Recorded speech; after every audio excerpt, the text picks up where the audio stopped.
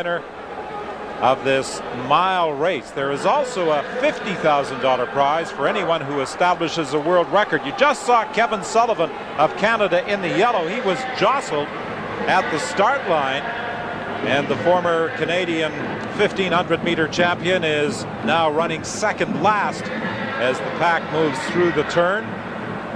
He wears competitor number 65. Sullivan and Graham Hood staged a great battle in the Canadian Championships over 1500 meters, and Sullivan indicated at the time that he did not plan to run in the Pan American Games, would instead race in Europe in preparation for the World Championships in Seville, Spain. A couple of pace setters out there leading the way for Hicham el Guerrouj. El Guerrouj in third. The second of those pacemakers, Tanui of Kenya, the Olympic champion at 800 meters a couple of Olympic Games ago, pushing the pace for 40 yards, 55.07, just about on world record pace. It's very important that these pacemakers not go out too fast. Equally, it's important that they don't slow the field down, and they're moving beautifully. And this high-class field already dropping back from the leading four, two of which are pacemakers. El Guerrouj, the world record holder in 1500 meters, which he set on this track a year ago, is now trying to take away Nuruddin Morsali's mile record. And Jeff, it's interesting you point out that on this very track, Hicham el Guerrouj set the record for 1500 meters. When he ran that very fast time, he became the first man to average under 55 seconds per lap for the 1500 meters. And he is running a very consistent mile thus far. Yes, the pace is good.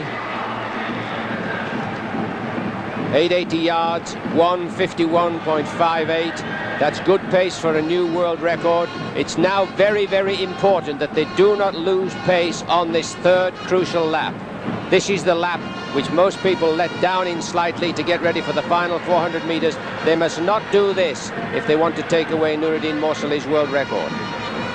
One of the pace setters, Robert Kibet, dropping out, leaving it up to Tanui to lead the way for Hicham el Guerrouj.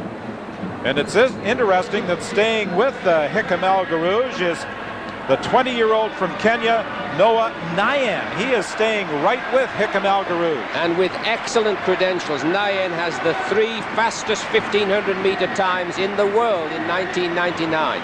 So this young 20-year-old is not out of his class.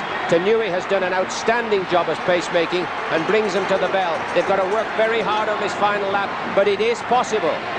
Guerrouj now leading, Nyan behind. Tanui has dropped out. He did his job, as did Robert Kibet, the two pace setters, and now it is Hicham el Guerrouj going down the back straight, but he is unable to shake Noah Nyan. So great to see an attempt on a record also being a race between two men. So often the world record challenger is out alone, having dropped the two pacemakers, but in this case we have a real race on our hands. Nyan not giving way at all. This 20-year-old with the three fastest times in the world this year, not in any way humiliated by this great Moroccan runner, and sticks close to him, coming off the turn with 100 meters to go. He's still there. Nyan trying to move in on Hicham el Guerrouj. He's closing. Watch the time. The world record, 3:44.39. They race to the finish line. Hicham el Guerrouj is going to hang on. He's got a world record, 3:43.12. As a matter of fact, both El Guerrouj and Nyan went under the former world record time.